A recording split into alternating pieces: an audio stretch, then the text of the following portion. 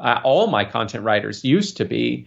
They did all of the keyword research themselves. I trained them how to do it, gave them really extensive training. So they did all the keyword research. They did all of the research on the article. They did all of the writing. They inserted a table of contents, drafted it up on WordPress, inserted all of the images from royalty-free image websites, and scheduled it for publishing front to back. So it's not impossible to do that yourself. It's just you've got to put together a little bit more systemization, a little bit more training yourself. And that certainly is something that you're never going to get, out of the agency as front to back.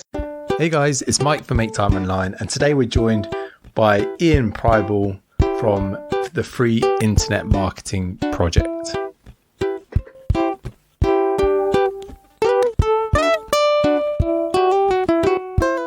So Ian has been on the podcast before, and I just found it was such a good episode. I didn't actually realize how good it was until I listened back to it, actually, funny enough. But he got in touch recently just because he had been, he'd basically been making some ads from the content from that podcast.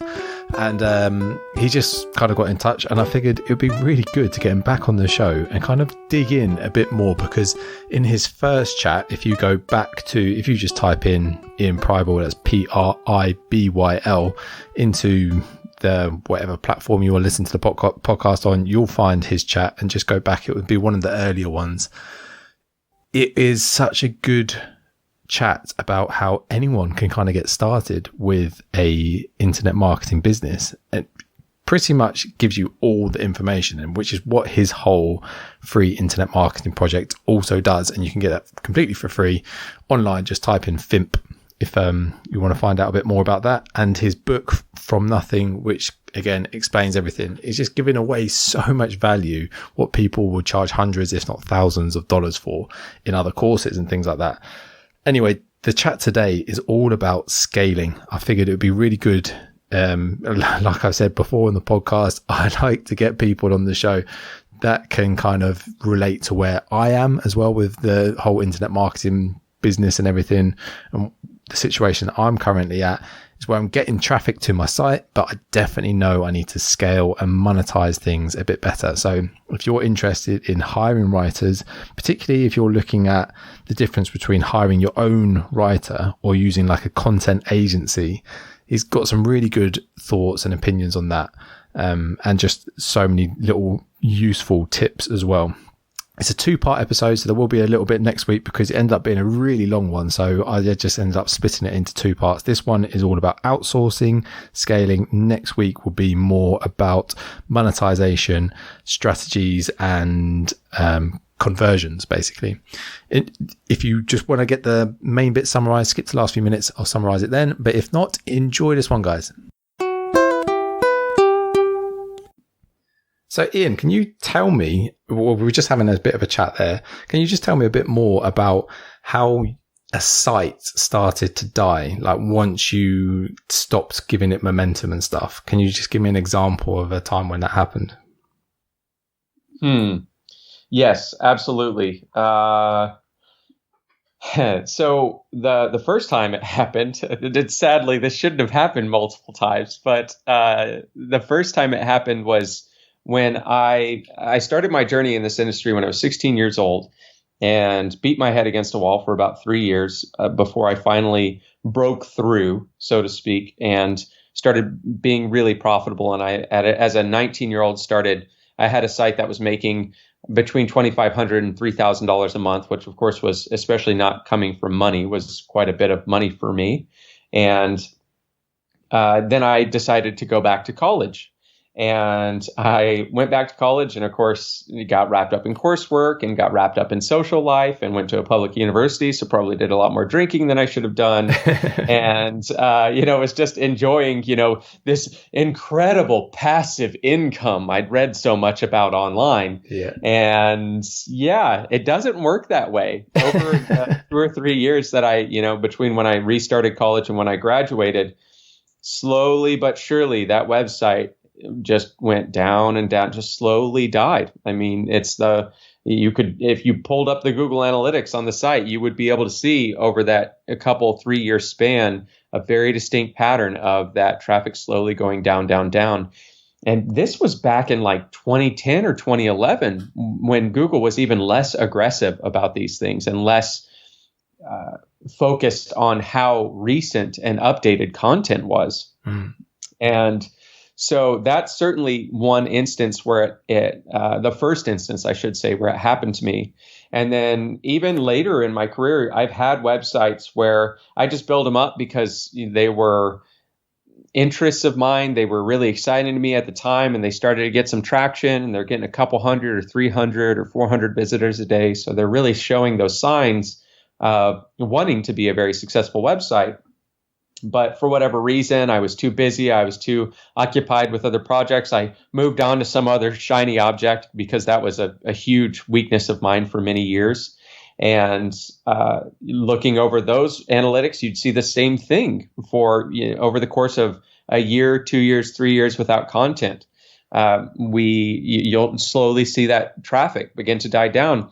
And I'll say I'm not at all completely immune to this, because even with stoppingscams.com, which is a current website of mine, I ended up parting ways with one of my writers on very amicable terms, but my main writer for the website at the time. And I was just so absorbed in my startup that it was so demanding, and I was working so much over there that I didn't have time to plug in another writer. I just didn't want to take my focus away, even though I have all of the training set aside and all that stuff. I just didn't want to deal with it. And I would say we went probably somewhere around 6 to 8 months without a writer. And we've got another one in there now, but we are seeing that on our current Google Analytics for that website, that the trend has started to, slowly, you can see the signs of a site beginning to die off.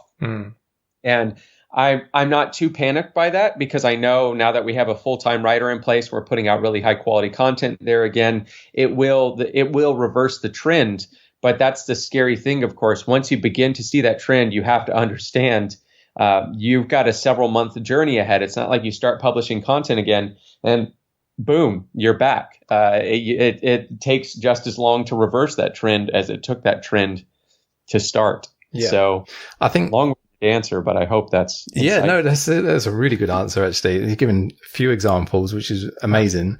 But I think a lot of people would kind of hear that, if they're not at that stage yet where they're getting that, $2,000 a month plus income. Before they get into that stage, they're probably hearing that and thinking, what's the point then if I'm going to have to keep on going? It's supposed to be this like passive income, and stuff that kind of just keeps coming in each month. So they're probably like a bit worried and being like, well, is there any point in actually carrying on? And that probably leads on really nicely onto a bit that I want to talk a lot about in this podcast, actually, which is outsourcing. And you mentioned it there. It was one of your writers, or your main writer, that stopped writing on your website, and about 6 to 8 months, and you're starting to see a reversal. So obviously You've got a writer back in now, but that's quite a scary thing for a lot of people, outsourcing their precious baby that they've worked so hard on to someone else, some random person to start doing. So I want to dig in a lot more into like how we actually go about that process. And we were just chatting actually before we hit record. We probably should have hit record earlier, but you were speaking about your process and stuff like that. So I was just wondering if you could share, first of all, like, what is the right stage to even think about outsourcing, and how do you even go about that? Very good question. So it really depends on your budget, right? There are people I have worked with in the past who start outsourcing from the very beginning because they've got the budget for it, especially if they're outsourcing to another country like the Philippines. There are other job markets as well where their cost of living, there's a significant difference between their cost of living and a lot of us in the US, the UK, Australia, et cetera. And they'll just from the very beginning, with the right vantage point and the right perspective, start outsourcing from day one and just having someone kind of build that site for them. That's typically hard to do, especially if you don't know what you're doing yourself. And so I would say for most people, unless you have access to, a bundle of someone else's training or something like that, which some of those people did, then you probably need to at least figure it out yourself. You need to do it long enough to get in a rhythm and know what needs done so that you can clearly train and manage someone else. And at that point, if you're working a full-time job and you're managing your budget well, and you say, well, I have, $600 or $700 a month so that I could really consistently and reliably hand this off to a writer in the Philippines, for example, that you could maybe take 5 to 10 hours a week max to manage, but then you have a full-time writer on your site, and you say, well, I'm busy working a career and I'm making $75,000 or $100,000 a year, maybe more, maybe slightly less, and you say I could just continue focusing there so that I can do that, and then I can come home and spend time with my family and know that my website is building in the background. For a lot of people, that's worth $600 or $700 a month. You just would want to make sure not to take your hand off the wheel too much, because we can talk about that later. But that's something I found too, is I've gotten way too hands off in the past with my team, and now I make sure to have weekly meetings with new team members, and even for established team members that really know what they're doing, I still have at least a monthly meeting to make sure everything's staying on track, make sure they don't have any questions, etc. So for the vast majority of people that are hearing this, they're probably going to realistically start looking at this whenever they have enough income being generated from their blog or affiliate marketing website, or whatever online endeavor they're working on.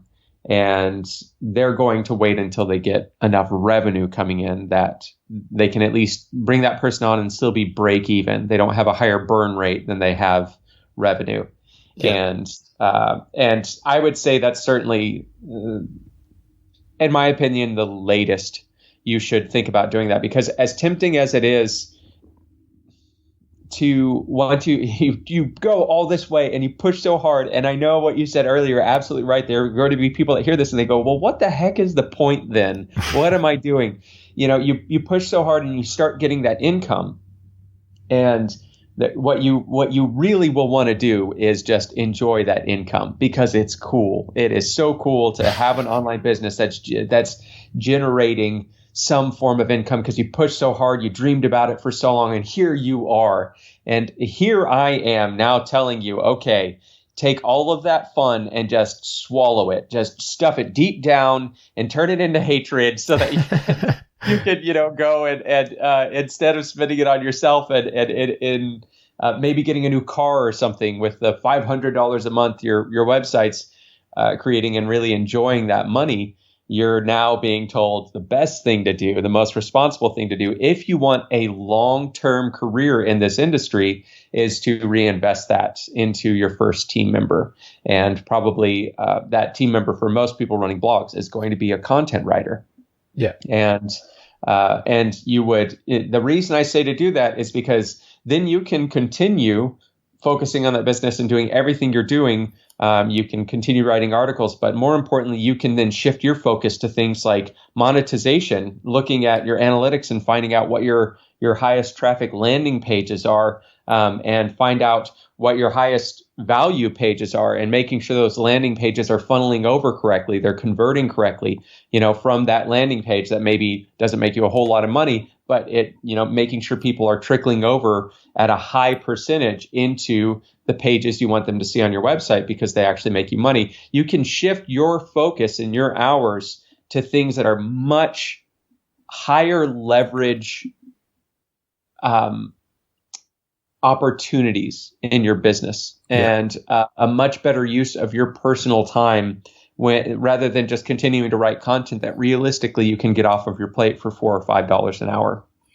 And what that's going to enable you to do is grow dramatically faster. So instead of, spending that money on a car payment and needing to just keep writing yourself for a number of months, if not years, you can get that off your plate. And now you've taken your website from the point of, hey, it's going to take, 12 months, 24 months to double and triple your income. You might be able to hit that now in 4 months and 8 months instead, because you've really gotten time leverage on your business, which is something that most small business owners never achieve. Yeah, 100%. I've got so many questions that off just what you said. There's tons of stuff to dig into. But first of all, I just want to say that I read is it Work Less, Make More? I think it was the book. And he talks a lot about being efficient rather than productive. And exactly like what you were just saying there, rather than spending your time being busy and productive, which is kind of like the content writer, really, when you think about it, because sure, that's the drive that you're going to need to do that at the start. Like you say, if this is your first go at doing this sort of stuff, just so you can understand the process, you understand what content is actually ranking for you and like doing well for you and things like that. I think a lot of people kind of overlook that part, but then once you've got that coming in, then it's more a case of, like you say, focusing on the monetization. And I mean, this is the stage that I'm at right now. I'm not going to lie. I've tell a lot of people this on the podcast when I'm having my chats. It's obviously to help a lot of people as well with the podcast, but it's kind of like free consultation for Mike. So yeah, it's just like you were saying. So that's something that I know what I need to improve on. And I want to dig into the monetization shortly. But before we get to that, you're just saying about how a content writer should probably be the first person that you hire, which is, kind of makes sense. It kind of is someone that's going to keep producing the content for you, which is going to always be the main part of your business, especially if it's like a blog or a niche website and something like that. It's so important, or whether it's a YouTube channel, everything, podcast, is content is the thing that's always going to be what keeps bringing people back. So you're always going to need content. But how do we go then from hiring one content writer? What would be like the next stage, would you say? What's the next thing that you should be looking for? Do you hire 2 content writers, or would you say it's more important to start thinking about an SEO person, or maybe, someone that can write sales copy for you, or would it even be something like a editor? And I've actually heard this before. An editor is actually way harder to hire than a content writer. Absolutely, because the command of the English language or whatever language you're producing content in needs to be so much higher. It needs to be so much higher. So what would you say would be the next step, do you think, for someone if they're growing their business? That is such a good question. Wow. Well, just while you're thinking of it as well, the next bit that I sort of want to get into as well is like that building a team. And you were saying before we started pressing record as well about maintaining your team and things like that. So I'm guessing it kind of relates to that as well. But I would actually say no. So bring me back to retention down the road. Okay. Because it would actually, I don't think it would be super, super tied to this, believe it or not. Because the things I do for retention really don't have a whole lot to do with, they're not directly related to exactly how they're not directly related when you initially think about it to how I scale. Right. Certainly, you just apply logic to the situation. If you retain your best talent a lot better, you're going to scale more and scale more rapidly and scale more reliably with a lot less stress and a lot less headaches, because you're retaining the talent that you've taken the time to train, rather than just constantly having turnover and having to find new talent, source new talent, and train new talent over and over and over again, which is the same concept that's really in corporate America. And like, that's one of the reasons Facebook and Google and all these tech companies now work so hard to take care of their talent and pay so well, and they have all these perks, and they have on-site dinner and lunch, etc. It's not because it's, not exclusively because they care about their employees. Some could speculate that they don't care about their employees at all. It's just this cold-hearted corporate move, because they recognize the more you give your employees, the more you take care of them, the more you demonstrate that you care about their quality of life and their work-life balance, the more likely you are to retain them. And in that act of retention, even though you're paying more than you initially would have set out to, or your competitor may have set out to, you are actually saving money in the long run because of the reduced turnover by keeping those people on board. So it's the same principle applied to outsourcing and building a virtual team. So let's definitely come back to that if we can bookmark that and dig into that some more.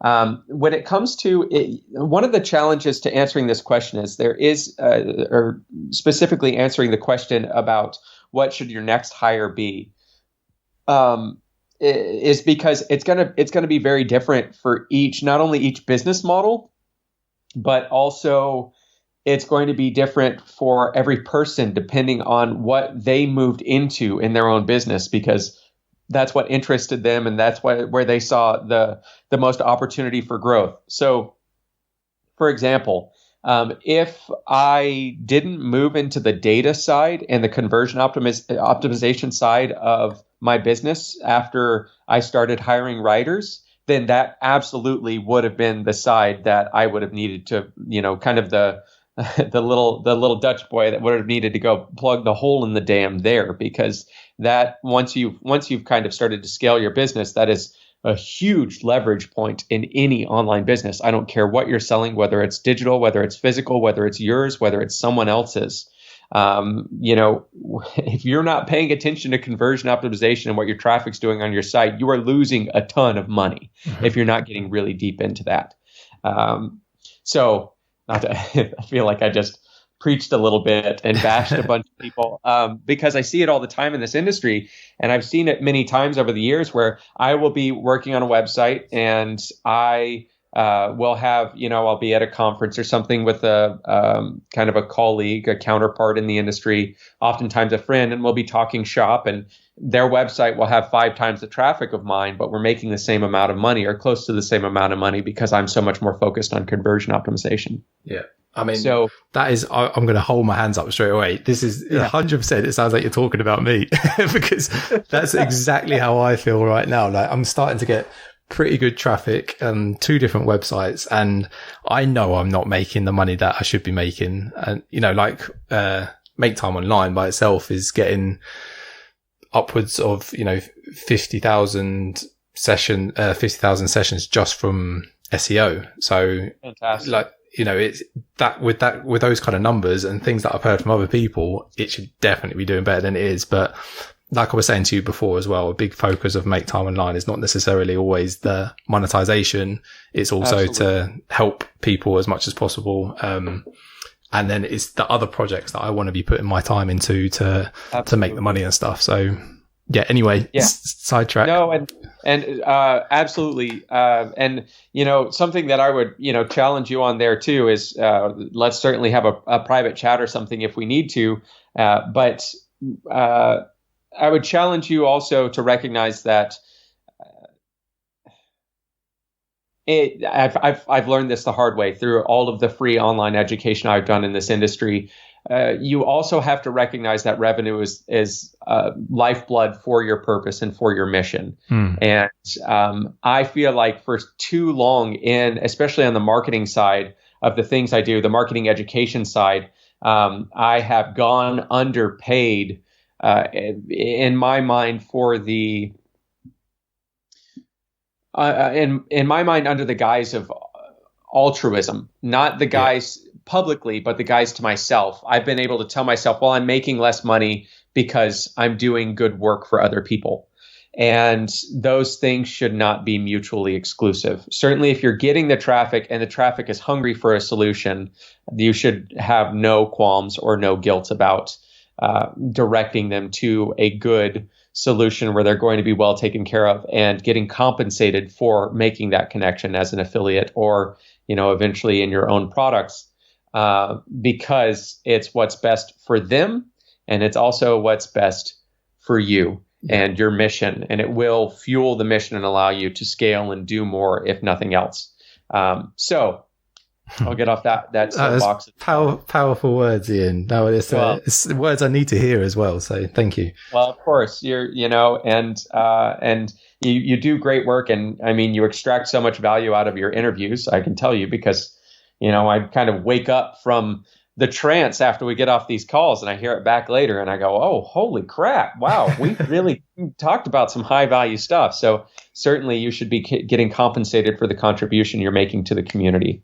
And so now that where it really gets, going back to the question, it really gets tricky is, like, say you have an e-commerce business and your monetization method is not content at all. It's not written content at all. Your monetization method is your traffic method, I should say, is Facebook ads. Well, if that's the case, you're probably hiring first, more than anything, like a customer service person and someone to fulfill orders, etc. And then your next hire maybe is someone to help with your ads. So I would say the best answer for this, that's going to be universal, is when anytime you're getting ready to take that next step in, whether it's your first team member or it's your second team member or it's your fifth team member, you've got to take a step back at and look at what your business is doing. Look at all of the angles, look at all of the leverage opportunities you have and all the levers you have in your business, from content to data analysis to conversion optimization and A/B split testing to possibly expanding into another form of traffic. Look at all of those and look at what is the thing that you can consistently and reliably outsource for the lowest cost. And that is the next thing you should tackle. That is going to universally answer that question. Unfortunately, it's not as specific as I'd like it to be, because there are so many variables here that there are probably dozens, if not hundreds, of answers to that question. Mm-hmm. But if you can take some time to step back and reflect, and even if you're just thinking about it from that perspective and giving it your best guess, that is always going to be ultimately your highest leverage opportunity in your business, no matter what your business model is, no matter what you're doing.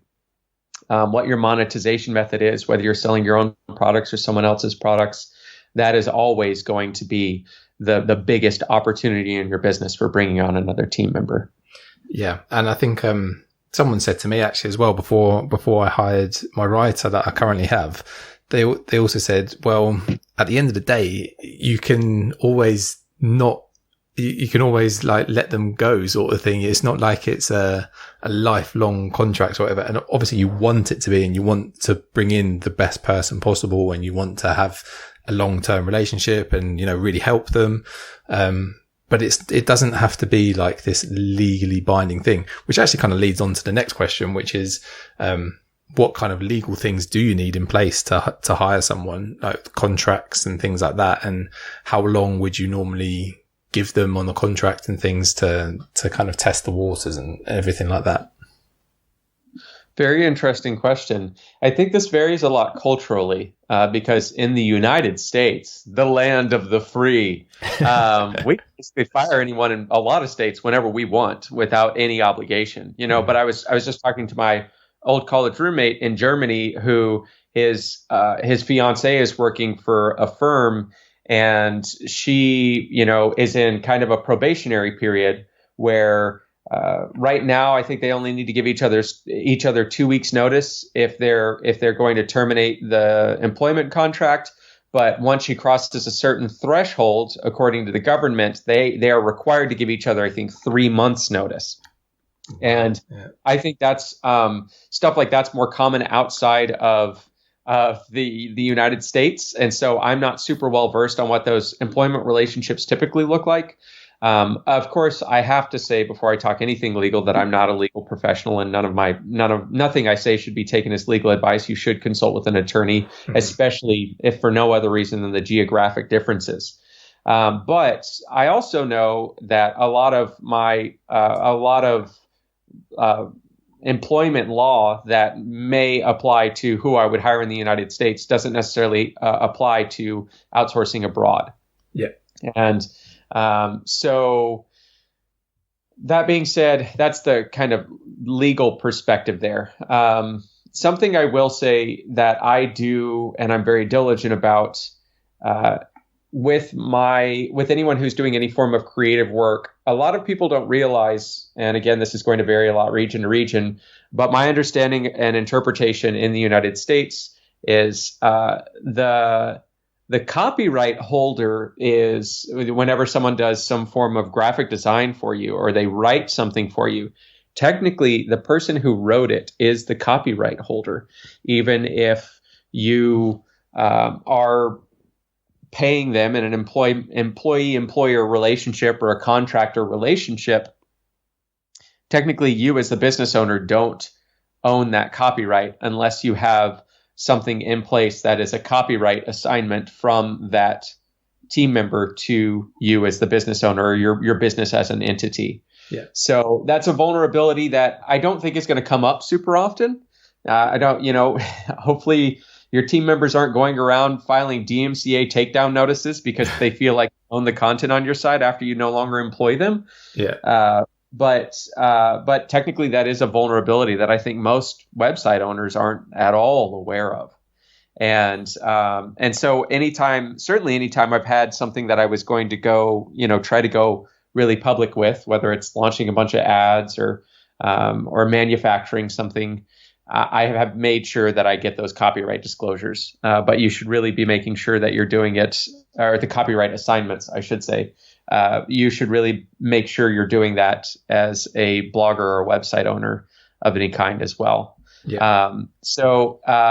Now, as far as like employment contracts for how long they're going to work for me, what the pay is going to be, etc., I very rarely, if ever, personally, I'm not saying this is the right choice, but I very rarely, if ever, have those in place myself. I don't, with my team members, I don't have any minimum notice requirements. I'm not committed to keeping them on board for X amount of months or X amount of years. I don't have any contracts in my business like that. I do have kind of an unwritten commitment where when I talk to when I'm bringing on a team member, there's a lot in my interview process that is designed to find out and identify whether this person is a high integrity individual and whether they're honest. And of course, I'm looking at their past work history for loyalty and time spent at their previous employers, et cetera, like any employer would. And I tell them, my writers, for example, if I'm going to be training you with all of these very high value skills, I would actually encourage you at some point to break out on your own and start your own business because you will have the skill set to do it. All I ask is that you work for me for a minimum of 1 year because I'm going to put a lot of time and a lot of effort and frankly, a lot of financial resources as well into training you up. And I would like you to stay with me for at least a year so that my business can recoup the ROI that we invested into you. That's always part of my interview process, which is a little bit hardcore. But especially if you're not going to have any contracts in place, I think that's important. Frankly, I don't want anyone to continue working for me just because they're under a contract. If someone is unhappy enough that they want to leave, they're not going to do high quality work for the remainder of their contract from the time they decide they no longer want to be there to the time they're free and get to go find another job.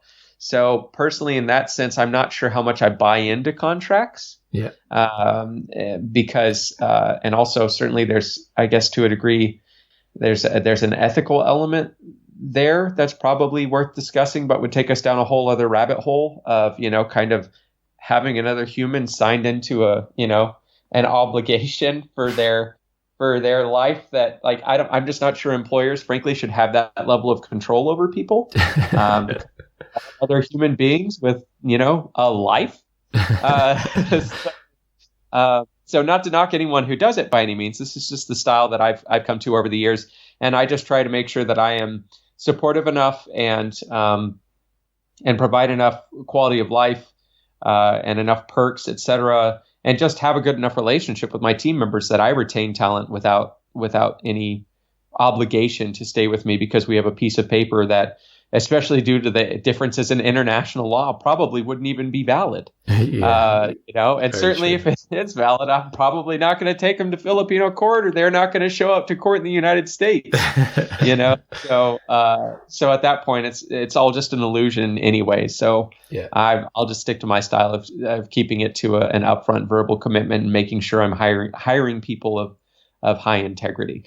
Yeah, and I mean, you've pretty much covered a lot of retention and stuff with what you just said, because it's the hiring process that you put so much effort into which probably really helps the retention of good staff rather than having to sort of backtrack on bad staff. And also, hopefully, like you say, with those things that you've got in the interview process of saying, we're going to give you high quality training and a minimum of a year would be great if you can stay on board. But yeah, all of that stuff kind of speaks for itself.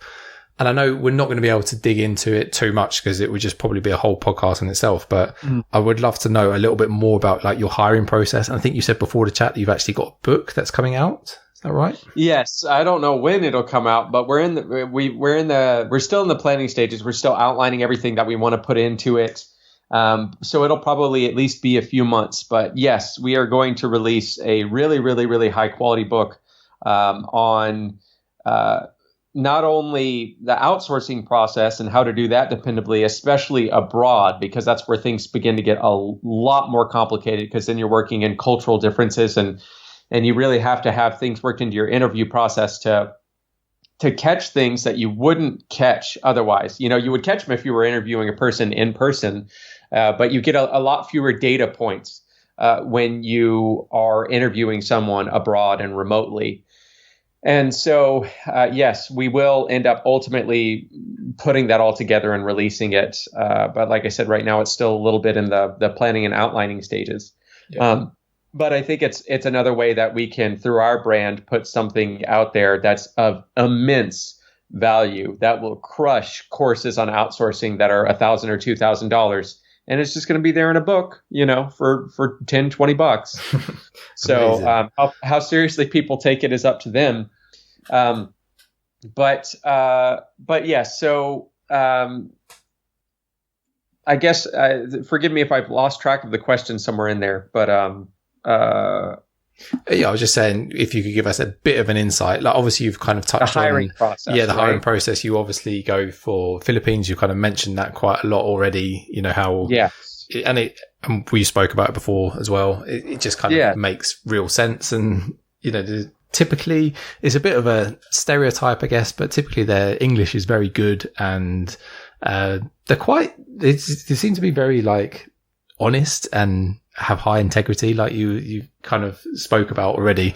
But that is a very big stereotype, and it doesn't mean everyone is or anything like that. But that's kind of how what I've noticed. I've actually been to the Philippines, and I've kind of noticed that just from our trip there. Very interesting. So now I'm definitely going to put my foot in my mouth. So advance notice to everyone listening. And I certainly don't want to present my experiences as my general experiences as the end all be all. But I have, of course, over the years, outsourced a lot in the Philippines. And my first couple of years were much messier than the hiring experiences I have now, due to the exact opposite. Oh, really? And I find that the reason I have worked so much into my interview process, honesty, transparency, someone who will communicate with candor, is because I have had so many experiences of the exact opposite when hiring out of the Philippines. And my understanding, speaking to other people who have hired out of the Philippines, of course, certainly there's an amount of just statistical likelihood that you're going to, go over there and have a really good run the first time. But if you really want to do it consistently in the long term, you want to put a lot in place, in my experience, to mitigate that during the application and interview process. So it begins for me all the way in my job description, where I talk about the number one thing I prioritize and the number one thing I look for in my virtual talent is I want them to be honest. I want them to have integrity and have character and just not have a track record of lying to their employers. And to give examples of this, I have hired many people over the years who started in the position And then suddenly they're having so many issues with their internet. And when they're not having issues with their internet, they're sick. And when they're not sick or having issues with their internet, someone close to them in their family has died.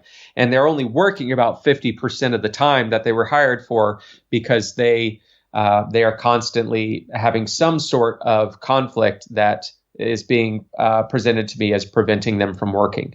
Yeah. Certainly someone could have a lemony snicket life and just really be very, very, very unfortunate and not be able to do the work they were hired for. I don't want to present this as though anytime I have a team member give me an excuse that they missed work, that I'm not going to believe them, because certainly there have been instances with my team in the past 2 weeks with two different team members where they told me this happened, and I'm highly confident that they were telling the truth. And I just adjust and I don't give them hell. I don't harass them. I don't need a doctor's note, anything like that. But that's because we've established that rapport and that trust. Yeah.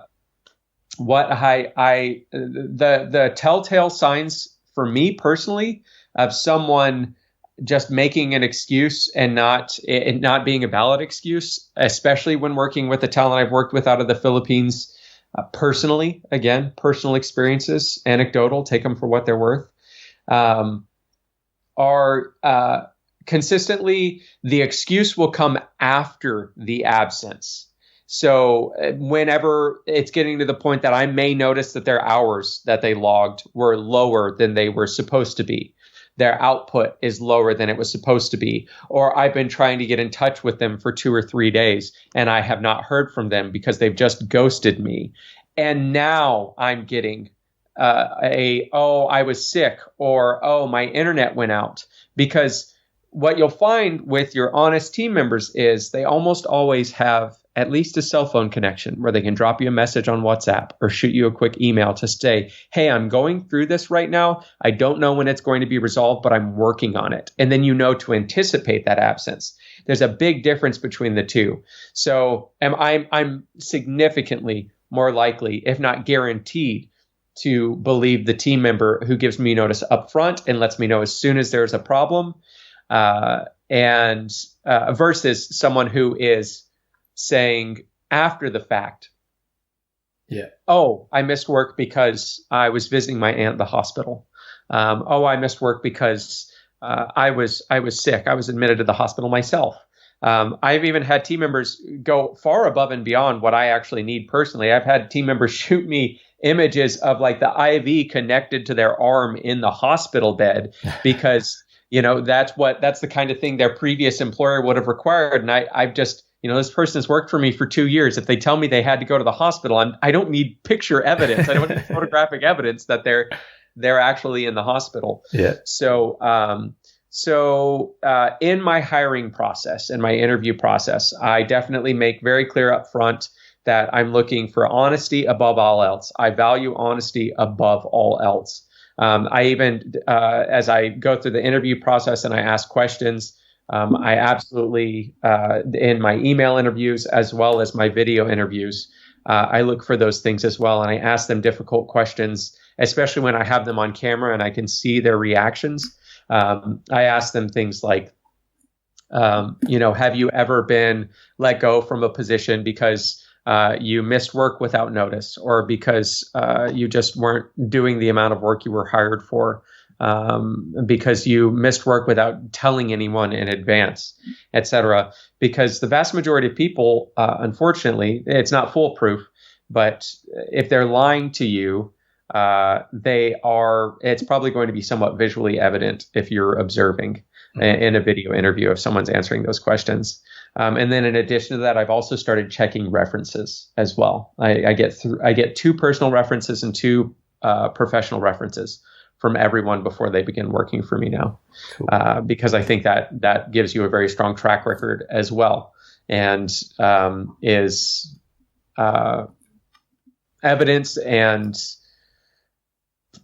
proof for that candidate that is not coming directly from that candidate, that you're not having to get from them as an individual. You're kind of going outside of them to other people, especially past managers are very, very valuable for me when I'm checking references. So, yeah. And do you just get like an email from them? Get their email address? Yeah, actually, another little pro tip. Man, I hope nobody I interview ends up listening to this recording. It's giving away some insider tips here. I always ask for both email and phone number. I ask for name, email, and phone number of all references.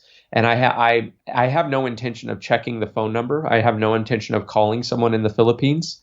If due to the time difference, if nothing else, because for me, depending on the time of year, it's between 12 and 13 hours. So they're literally on the opposite side of the clock. But the reason I ask for that is because it's significantly less likely, and I'm just going to sound like a paranoid jerk now, but it's significantly less likely that a candidate is just going to go create a bunch of different free mail accounts, Gmail, Yahoo, etc., Hotmail, AOL, whatever they all are now, and they're going to reply to those questions themselves. A little bit paranoid, I fully admit that. But if you are having them give you phone numbers, you are at least giving the impression that this, they're going to look at that and they're going to go, crap, I can't make up this referral. I can't make this a friend. This actually needs to be a legitimate business and a legitimate reference. Interesting. That's a good one. That's a good tip. I know it's kind of psychological war games that make me feel like a really crappy person, but at the same time, I also know personally what I've arrived at there from an ethical perspective is that the ends justify the means. Yeah. And I mean, I think that is the thing about the whole interviewing thing is that you do want it to be, I think if you can put the most time into that process and then, the training process and things like that, then hopefully the rest of the employment should be much smoother rather than having to like backtrack on someone that isn't great. So it definitely makes sense to me anyway. But obviously like this can all sound a bit time consuming and a bit overwhelming to someone that's doing this for the first time. So obviously you've got a process and you said about like your book that will be coming out, which will definitely help.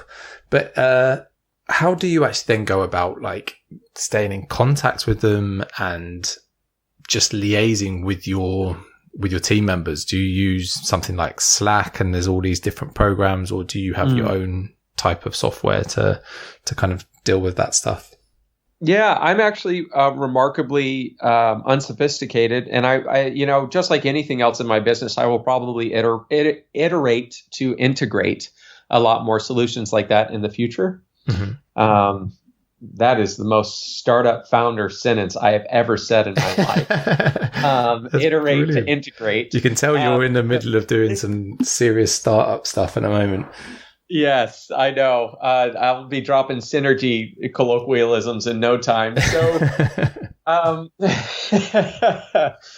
So, I'm really unsophisticated when it comes to that personally right now. There is one team member where I can see integrating something like Asana or Monday into our workflows and he's my SEO guy because our project is kind of so multifaceted and long term, and there are so many ins and outs. It's not like it's doing the same work over and over again.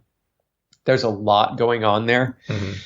So I could certainly see needing to do something like that. But other than that, I have some form of messenger contact with each one of my team members where I can send voice memos because I'm a crazy busy person, like most not only most startup founders, but most business owners, period.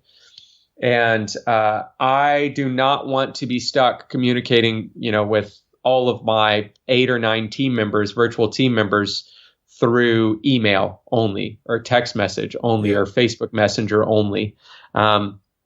Because sometimes they're going to ask a question and I'm going to want to answer it with a voice memo in 4 to 5 minutes rather than taking 30 to 45 minutes to type an email, especially when you extrapolate that across a team of multiple individuals.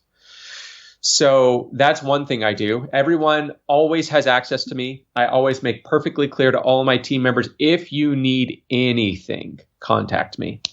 I think that's really important from a manager's perspective because in my personal opinion and in my personal view, my job as a manager is to set all of my team members up for success. If I'm not setting them up for success and they don't work out, it's probably just as much my fault as it is theirs, if not more my fault than it is theirs. And that's a very important mindset shift to have, in my opinion, that really cripples a lot of business owners, because anytime something goes wrong with a hire, they go, oh, it was them. It was the employee. It was the contractor. It was the virtual talent, over and over and over again. And they never learn to change their management style and change their management practices to grow and, for example, retain that talent. That certainly goes into retention as well. And then outside of that, I have a video conference with each one of my team members, depending on the complexity of their work, once a week.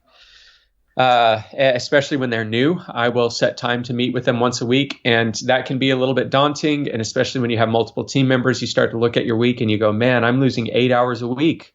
I'm losing 10 hours a week to these meetings. But you really have to get, again, the correct perspective on that is, if you're meeting an hour a week with 8 different team members, you have now taken an hour of your time to get 35 to 40 hours of work out of that person that week, and ensure it's as high quality and on track with the vision for the project and the coordination with other team members as it possibly could be. I saw a study recently, and I'm going to wildly misquote these numbers because I've only read them like once or twice. But it was a study that followed, it was by Harvard Business Journal. It followed CEOs around for, I think, 3 months. And they logged in 15-minute intervals what that CEO spent their time doing. And I want to say it was something like 71% of time was spent in meetings. Wow. Because when you have someone who their main focus really should be strategy above all else, coordinating team members above all else, mentoring and training and pouring into talent that they're developing as part of that organization, it makes sense that the vast majority of their time would be spent in meetings. And so, just modeling a little scrap of that, if nothing else, you should recognize that a weekly meeting, and once your team member is up and running and they're doing really consistent work, if their work doesn't change constantly, you can probably shift that into a once every other week meeting, and then into a monthly meeting, even potentially, cool. Which is where I will probably ultimately end up with most of my writers. Yeah, is a once a month meeting. Yeah, funny enough, I was actually just panicking there thinking, oh man, maybe I should be doing that. But I would say it's probably more like once a month now. It's whereas at the start it was once a week. At the first week it was every day, and so it's kind of slowly got a bit longer and stuff. But I just realized it was kind of a waste of his time and a waste of my time. And it was nice to have a chat and stuff, but he's doing great work. So it's like, why do I need to keep pestering him? And he was happy with everything that was going ahead. And the same with him. It's like, got any problems, let me know straight away. And he does. He's upfront about it also. It's working at the moment. That's perfect. Anyway. I mean, you've hit the nail on the head there, even if that's not what you intended to do with what you just said, because what you just said is the exact symptom you will experience when you need to start to turn down your weekly meetings. You'll find that the meetings are wrapping up super, super quickly. You don't have a whole lot to talk about business-wise. They don't have a whole lot of questions. You don't have any questions.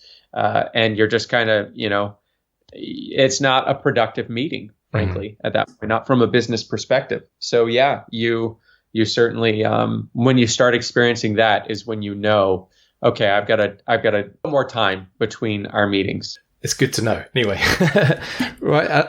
I know we've spoke for ages about outsourcing, but I do think it is, well, for me anyway, I don't know if this is the right mentality to have, but I think to really grow and scale, outsourcing needs to be probably the highest priority. I don't know. Maybe I'm wrong. Maybe I'm right. I don't know. No, I personally, you are one person. I don't care who you are listening to this right now. You are one person. And if you are not, write the news. So, or the psychologist or psychiatrist, you are one person. You have the exact same amount of time in the day as everyone else has. This is one of the universal truths of just being a human being and being a professional of any kind on top of that. So you are never going to be able to do everything in your business if you really want to grow and scale. You will never be able to take on every endeavor and every opportunity for growth that is healthy for your business and points you in the right direction towards whatever your long-term goals are. And with acknowledging that is universal and it's true for every single one of us, the obvious logical answer is time leverage is the only solution. And the only way you get time leverage, there are two ways, I should say. One is through software and automation, which of course you can't do everything. You actually can't do a lot through software and automation yet. Of course, artificial intelligence is reshaping that rapidly, but we'll see where we end up in a few years. And two is by getting really, really good at systemizing your processes. That is so essential. So many people just think like, oh, I'm just going to go hire talent. I'm going to go recruit someone and outsource. No, the prerequisite is you need to be able to tell that person what to do and consistently and reliably break that down into a system that produces those results. Otherwise, you're just going to hire someone. They're going to be confused all the time. You're going to be stressed all the time because they're never doing what you want them to do. And so you need to get really, really good at systemizing. You need to get really, really good, in my opinion, at recruiting and just, interviewing that talent and finding the red flags when they pop up, being able to identify them and listening to your instincts, et cetera. And, coming up with a really strong interview process that consistently produces the talent that whatever your culture fit is in your business, that they slot in and they stay for a long period of time.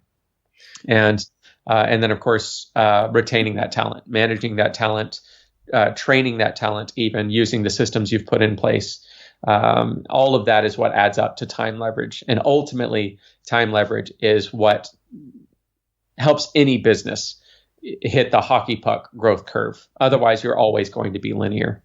And at some point, you're going to hit a ceiling, even worse. The linear is just going to hit, the linear growth is just going to hit a ceiling where it levels off and you're never going to be able to do more as a single person. So yes, to absolutely confirm what you said, I agree completely that is among, if not the absolute highest leverage point in any digital business owner's prospective pursuits. Yeah.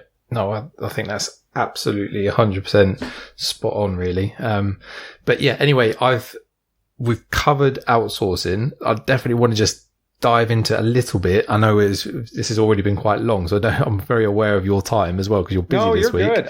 I'll hang out as long as we need to. But I want to really touch in on the monetization and being like more efficient rather than productive and things like that. But just very quickly, I just want to get your quick thoughts on content agencies. Is it worth using any of those content agencies? I know I've actually just joined a mastermind. We had a call 2 days ago.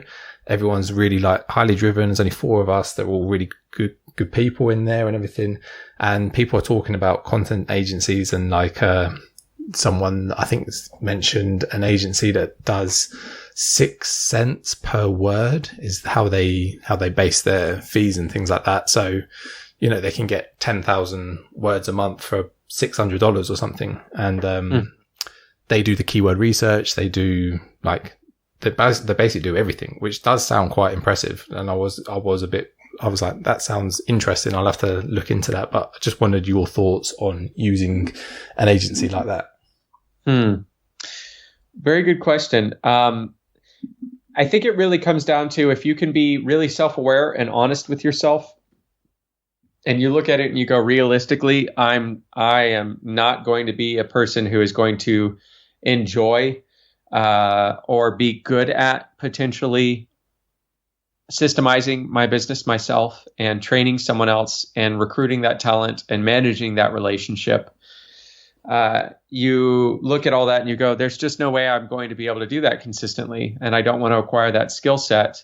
One thing I would challenge anyone kind of thinking that right now to recognize is we're talking right now about one aspect of your business that you will be able to hand off if you choose not to develop those skills. somewhat reliably. But there's going to be more. So it's not like this is, you're going to have to acquire these skills at some point if you want to really grow your business and expand as a business owner and achieve the level of success that most digital business owners are striving to achieve. So I would encourage anyone to not delude themselves into thinking like, this is the ultimate solution, because you're just delaying the inevitable. And my second part of that is you have to recognize, if you're doing something like that, you are absolutely paying margins as part of the relationship. That's just the nature of a middleman.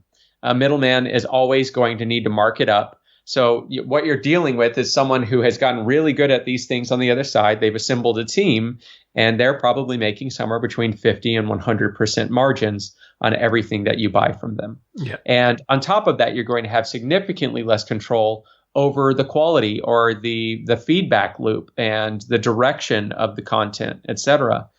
Because who knows if you're even getting the same writer every time, for example. And who knows how much you're going to be able to tweak and give constructive criticism and feedback and kind of manipulate that over time into what's best for your business and what really consistently, without you giving any additional feedback, is exactly what you need. So there are certainly pros and cons. You're going to cut out some of that front end systemization and training and, the daunting tasks of interviewing and everything like that, which really, once you get the hang of them, aren't bad at all. And once you have the training in place, you can, let go of one team member or have one team member quit and plug another team member right into the exact same training you used to train that previous person.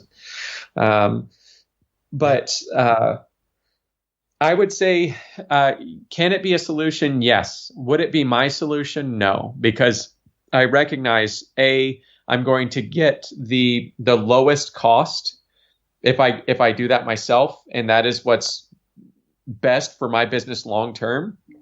I'm going to need to have and know and utilize the skills for systemizing and outsourcing myself for other work in the future. So I might as well break it down for a writing role in my business that at that point, if I'm that blogger, I'm probably intimately familiar with. So it's one of the best opportunities for me to practice and see if I can actually systemize something versus something that's newer to me.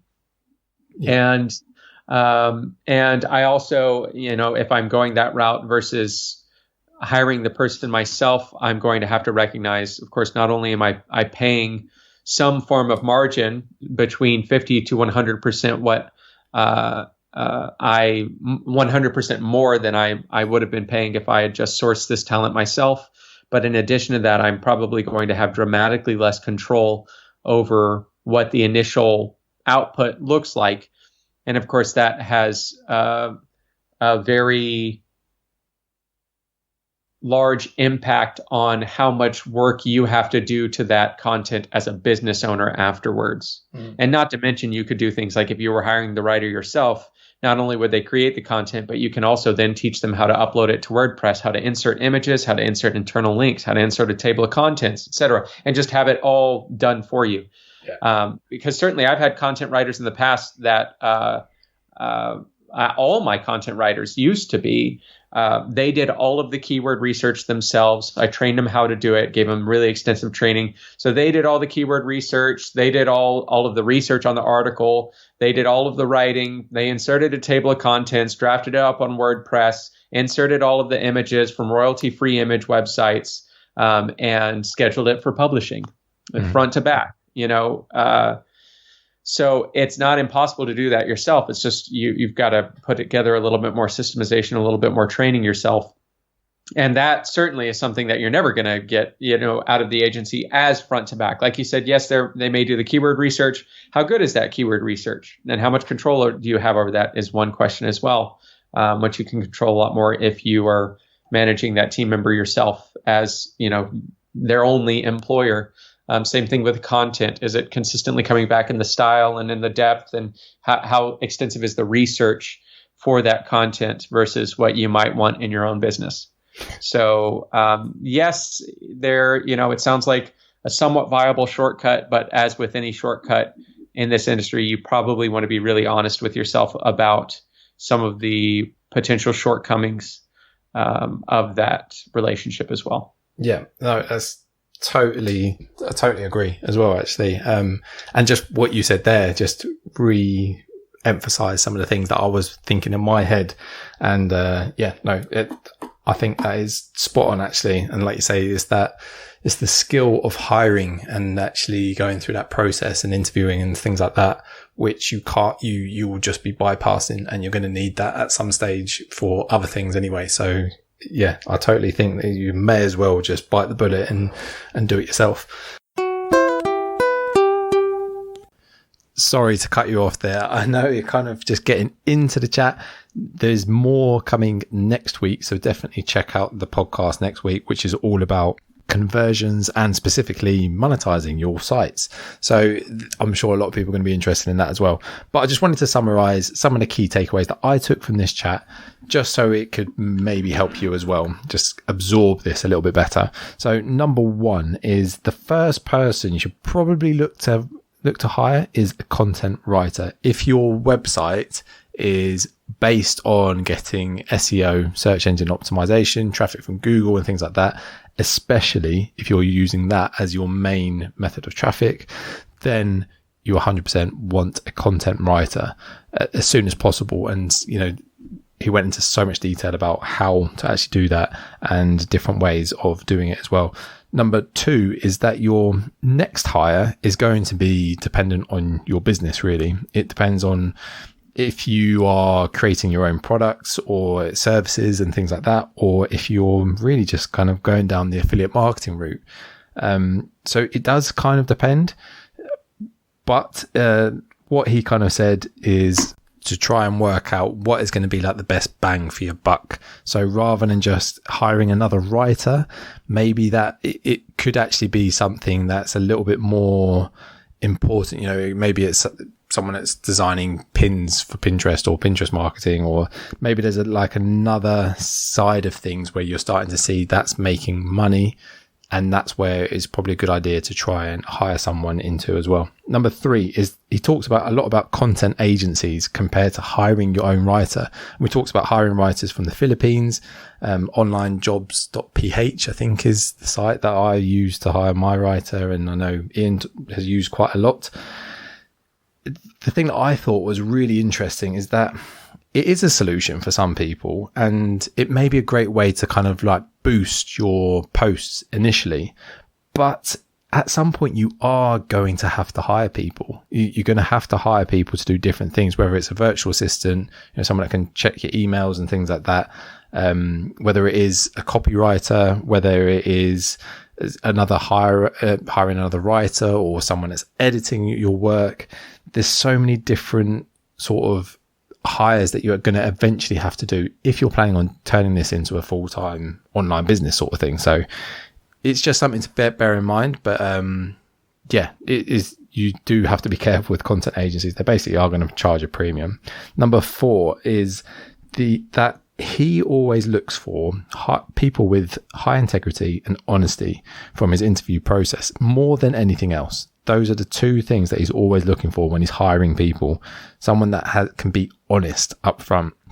So you don't want people that are going to be sort of almost telling you lies and things in the interview process, or people that kind of challenge you and, you know, or not challenge you. That may not be the right word, but someone that already is not hitting some of those things that you're looking for. So particularly having a good interview process really saves a lot of time. And I found that myself. I've been very lucky with my writer, but I did use a training to go through how to actually hire someone, and I used the interview process was really, really thorough and good, and I narrowed it down from like 50 writers down to one. So that is a huge thing, that interview process. Make sure you spend time choosing who is the right person to hire, and you might not even find them in your first go. And that's okay. Number 5 is time leverage. It talks a lot about that. You know, there's basically 2 types of ways to leverage your own time, and that's software and automation. And then there's outsourcing or systemizing things.